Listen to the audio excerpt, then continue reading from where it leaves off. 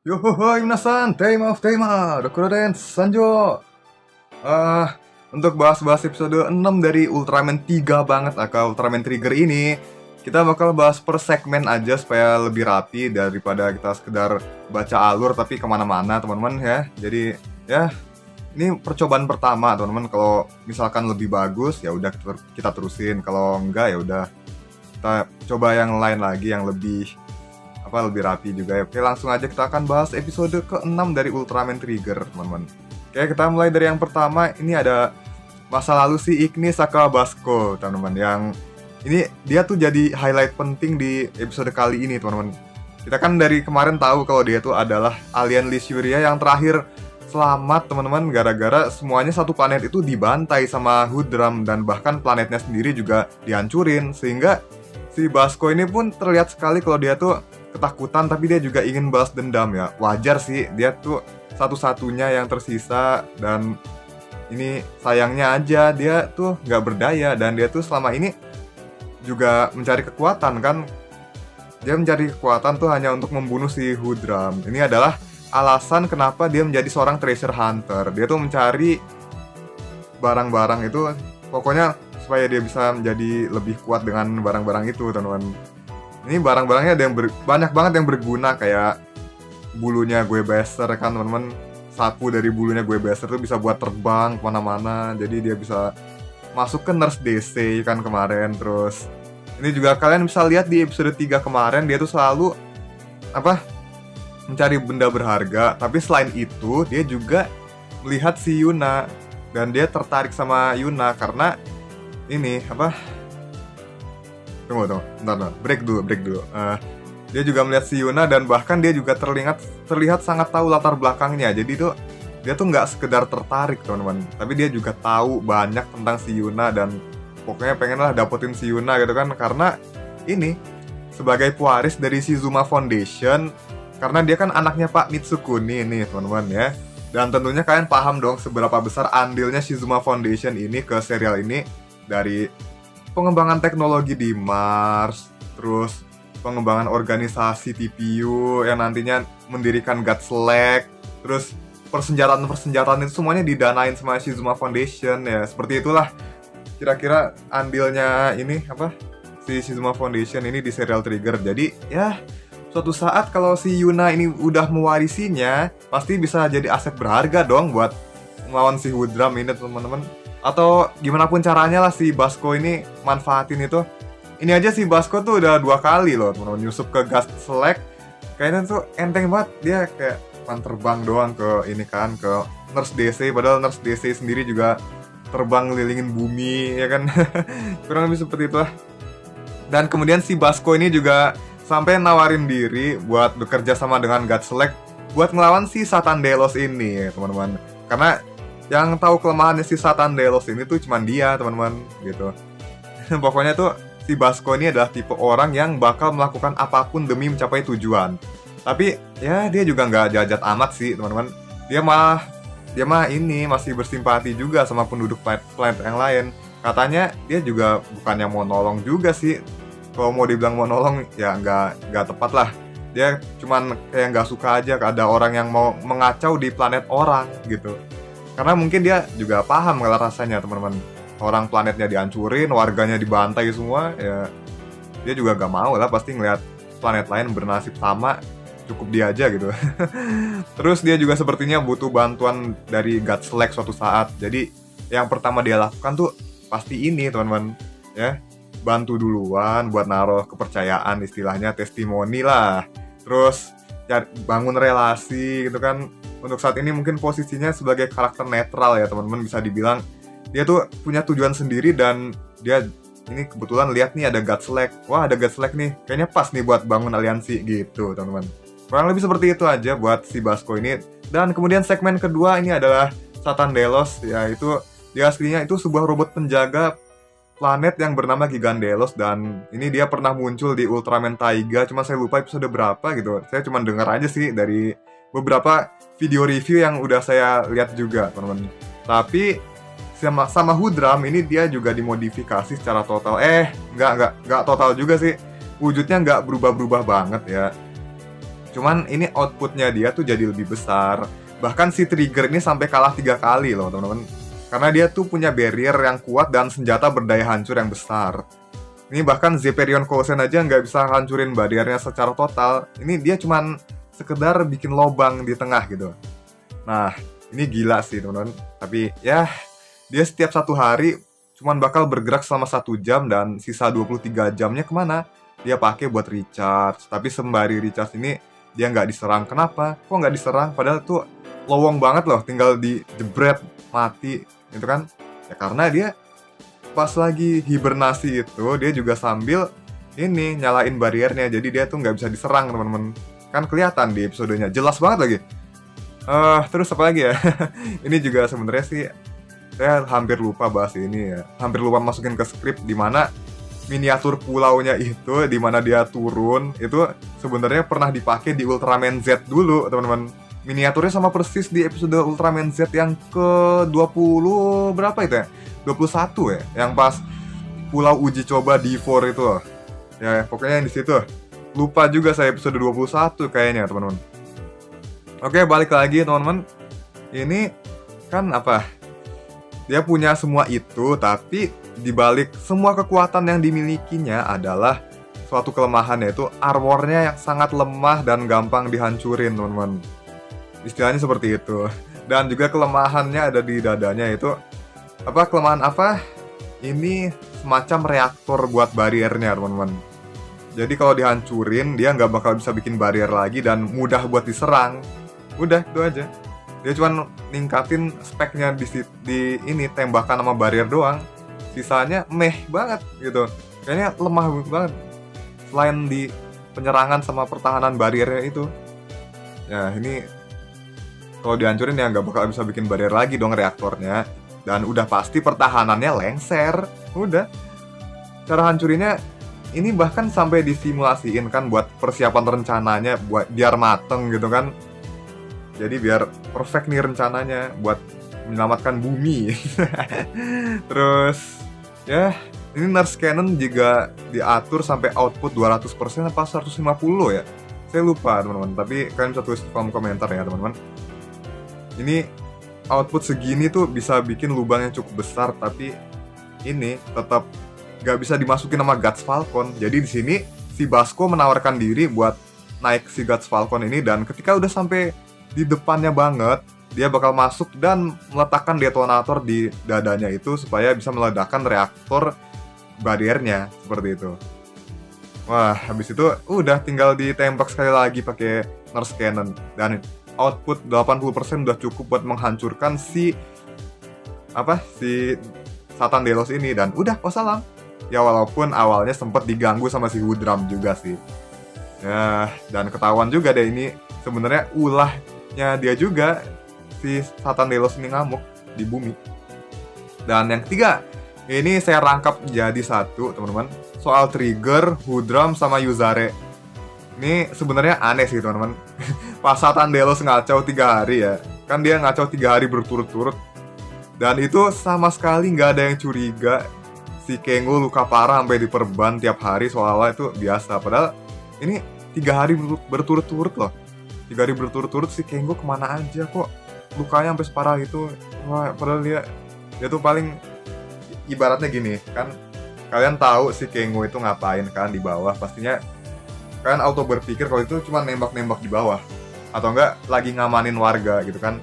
Kok tiba-tiba dia sampai luka parah begini, nggak ada yang curiga gitu. Aneh kan? Nah, terus ini pas si Yuna sama Kengo itu disuruh standby di bawah, ini kan yang pas mau menjalankan rencana ya. Si Basco ngikut, dan di sini dia tuh santuy banget, kayak sengaja nyebut Trigger pas manggil si Kengo. Dan juga ini si Kengo itu ngelesnya agak kurang wajar teman-teman. Iya, dia nyebut burung ke sana, ini kan. Nyebut burung ke atas, itu kan kayak senada. Toriga gitu kan, sama Toriga gitu kan, senada ya teman-teman. Cuman nggak tahu kenapa menurut saya itu malah lucu aja gitu, kayak ibaratnya kayak lawakannya si Aruto lah, cuman nyambungin ini permainan kata doang gitu. Hai Aruto-chan, itu oh my god. Ini Easter egg-nya sampai sampai Kamen Rider Zero One juga, teman-teman. Dan di sini si Basco bilang, kenapa dia bisa tahu si Kengo itu adalah trigger, karena ya dia lihat secara langsung kalau si Kengo ini berubah. Dan dia nanya gimana sih si Kengo ini bisa jadi trigger ya. Di sini si Kengo ini main jelasin aja gitu, padahal dia tuh juga baru kenal berapa hari doang sama si Basco gitu.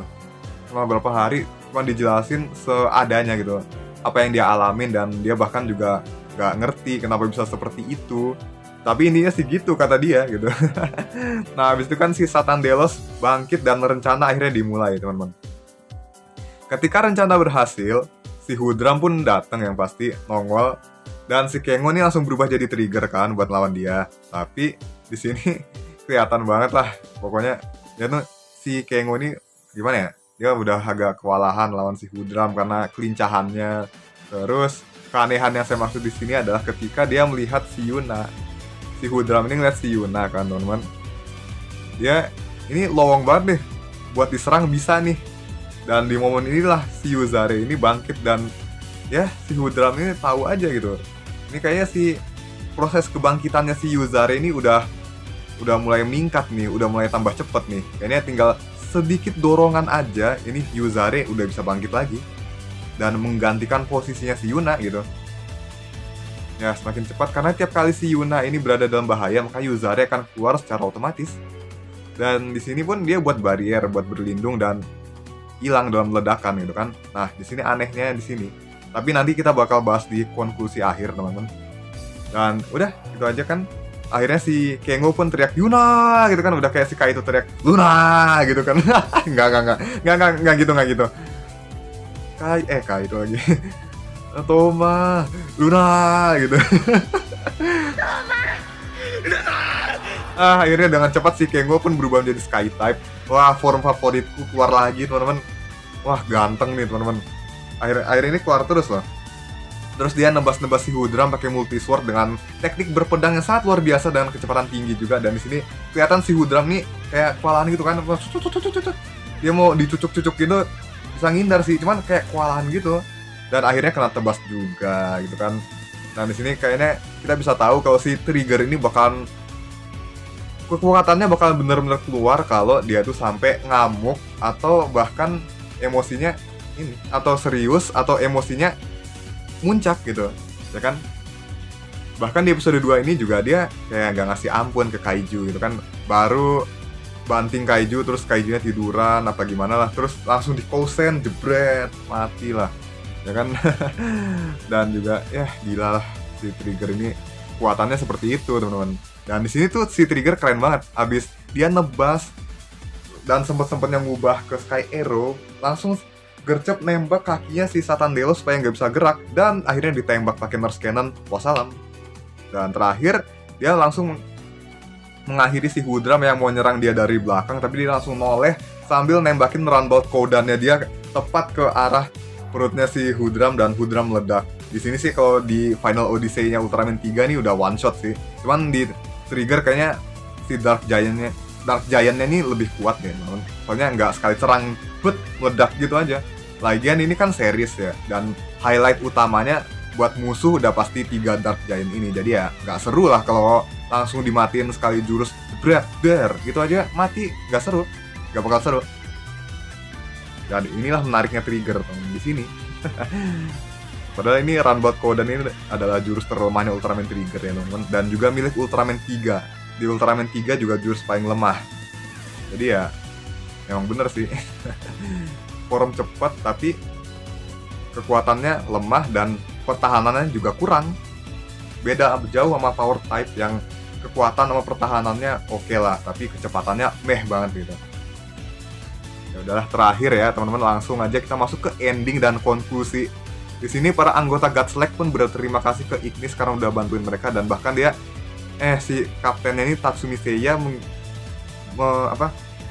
bilang ke si Basco, gimana kalau kita kerjasama. Dia istilahnya mengajak kerjasama gitu kan, kalau lain kali ada masalah seperti ini. Tapi si Basco menolak dengan berkata, wah maaf ya, soal keadilan ini bukan gue banget gitu.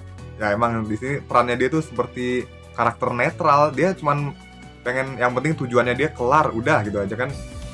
dia bakal berpihak sama siapapun asalkan tujuannya tercapai gitu. Dan ya di sini dia lebih condong ke God's-like ya karena itu paling deket sama tujuannya dia gitu, ya kan? Jadi dia kerasa ya kenetralannya si Ignis ini, dia nggak mau terlalu terikat lah. Dan abis itu dia pulang, si Akito masih sinis gara-gara dia selalu main mata ke Yuna, terus si Kengo ini cuman senyum-senyum sendiri tiap kali lihat dia gitu. Aduh si Kengo. Dan di jalan pulang ini si Basco tuh sebenarnya masih merasa lemah dan serangan tadi menurut dia tuh masih nggak cukup buat ngebunuh si Woodram. Dan juga di sini terlihat dia semakin pengen yang namanya kekuatan gitu kan teman-teman. Wah, kekuatan trigger nih belum cukup buat membunuh Woodram dan nampak banget kalau dia tuh semakin pengen mendapatkan kekuatannya si trigger. Apakah siluet trigger dark di opening ini beneran dia? Ya silahkan berspekulasi. Tapi saya sarankan kita tunggu beberapa episode ke depan. Untuk konklusi, episode kali ini cukup enak teman-teman. PS-nya biasa aja dan plotnya nggak begitu berbobot karena cuma ngadepin si Satan Deus doang. Tapi justru ini adalah episode yang menarik karena kita bisa ngebahas turning point-nya si Basco, dimana dia semakin menginginkan kekuatan trigger ujung-ujungnya. Karena gara-gara dia ngelihat si Woodram balik gitu kan. Dan dia merasa si Woodram ini nggak bakalan mati cuman gara-gara serangan si trigger yang tadi. Udah, gitu kan. Terus apakah nantinya akan seperti Masaki Keigo ketika merebut Spark Lens dari Daigo? Atau gimana? Silakan berspekulasi. Dan juga, tadi saya nyaranin buat ngeliat ke depannya aja, malah ikutan berspekulasi. Ya yang bener yang mana? Tapi kemungkinan juga bakal bersak sih kalau beneran terjadi pada awalnya. Karena seperti kata Daigo, jika kamu menjadi Ultraman dengan hati yang salah ya, kamu bakal jatuh ke daun ke-8. Dan ya, ini nantinya juga si Trigger Dark ini kan udah dimunculin scan majalahnya ya teman-teman, dimana dia bergabung dengan 3 Dark Giant dan juga melawan Trigger. Tapi saya nggak bakal bahas scan-nya dulu karena ya udahlah, kalian juga pasti kalau sering ngikutin sosial media pasti ngeliat terus kan teman-teman. Dan juga aduh, ini kan kita juga melihat nih di episode sebelumnya kalau si Kengo ini juga sering mimpi buruk dimana dia terselimuti kegelapan dan menunjukkan tanda-tanda dia bakal jadi Trigger Dark. Aduh, jadi yang bener yang mana ya? Ini juga ada banyak yang berteori. Ini bakal kemana teorinya saya nggak tahu. Ada yang bilang satu entitas, tapi Trigger Dark sama Ultraman Trigger nantinya bakal terpisah. Ada juga yang bilang ini si Basco di opening, wah udah pasti jadi Trigger Dark nih, gitu. Ini masih belum tahu yang bener yang mana. Tapi ya udahlah. Kita tunggu aja ke depannya. Dan yang satu hal lagi yang terakhir, yang terpenting, dimana minggu depan ini bersoraklah kalian semua, kita semua tentunya teman-teman ya, dimana minggu depan ini kita bakal bertemu dengan sosok senpai ya teman-teman, sosok senpai yang masih seorang pemula tapi udah jadi senpai, yaitu Wushu Wakudasai Warero Nao Ultraman Z, dan juga Haruki pastinya, si Natsukawa Haruki. Wah kangen banget nih, padahal baru setahun lalu si Ultraman Z ini tayang teman-teman. Seneng banget lah pastinya. Apalagi si Ultraman Z ini ceritanya banyak yang suka, konsep-konsepnya bagus. Waduh, parah. Keren banget Ultraman Z tuh, kalian harus nonton. Dan seneng banget lah pastinya kalian juga, saya juga bakal semangat nunggu minggu depan ya teman-teman. Oke, sekian dulu, capek ngomong terus teman-teman. Jangan lupa like, share, subscribe-nya, dan komen di bawah juga jangan lupa teman-teman. Saya tunggu komentar dari kalian yang pasti tetap sehat selalu, stay healthy, dan bye. Ultraman, Toriga!